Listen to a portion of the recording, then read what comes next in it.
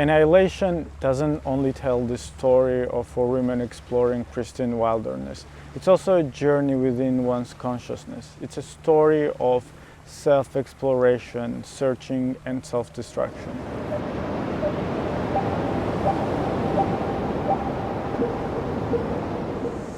Imagine in this world, somewhere in southern United States, this weird area emerges and borders itself, and humans have no idea where it came from or what does it want or what's going on inside it. So as curious as human beings are, they send expeditions to this area to explore and gather information about the anomalies happening inside this area. They call it Area X. But most of the people who go there for decades, they never return, or they come back and they die with cancer shortly after, or they go inside the area and they commit suicides, or they kill each other. So the story begins with 12th expedition, where four women, a psychologist, surveyor, anthropologist, and the biologist are in the Area X, and they're exploring this bizarre wilderness. The main character of this story is the biologist, so we see everything through her perspective.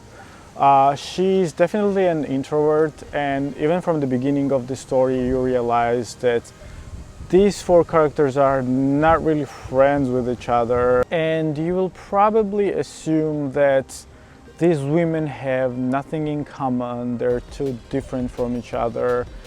But as the story advances, you realize that they volunteered to go on this journey for a reason, because going on this expedition is like a suicide mission. Later on, periodically, we read about the biologist's past life, about her marriage and her childhood, little details that shape her personality and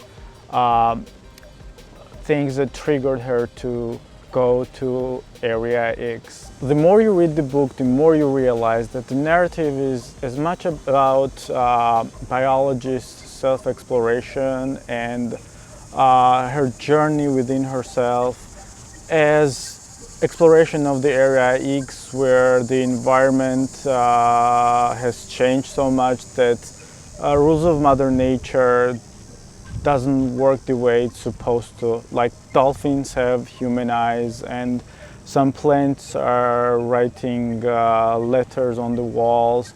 It's a very dark and bizarre environment, and it really often gives you creeps.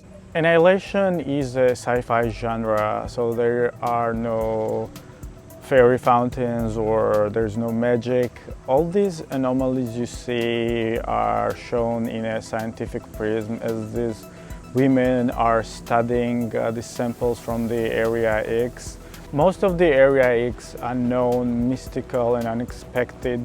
They don't really know anything about it. The only map they have shows just a few landmarks, including a lighthouse where the expedition is originally headed. So the story has lots of metaphors. It's this odd but very interesting story of exploration, but quite often it makes you think about your own self-destructive behaviors.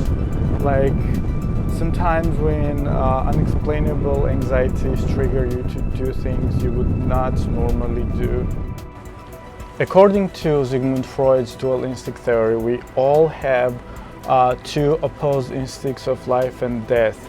It also influences our masochism and sadism, or aggressiveness or self-destructive behavior. Our life, the environment we're born and raised, quite often shapes our ego. Sometimes it has a very deep impact on our psychology. So at the end of the day, we kind of become the product of our environment and the experiences we had, rather than our true selves. And that quite often leads to complete self-destruction or annihilation in this case. I think Annihilation is a very interesting and sort of, I dare say, one-of-a-kind book to read.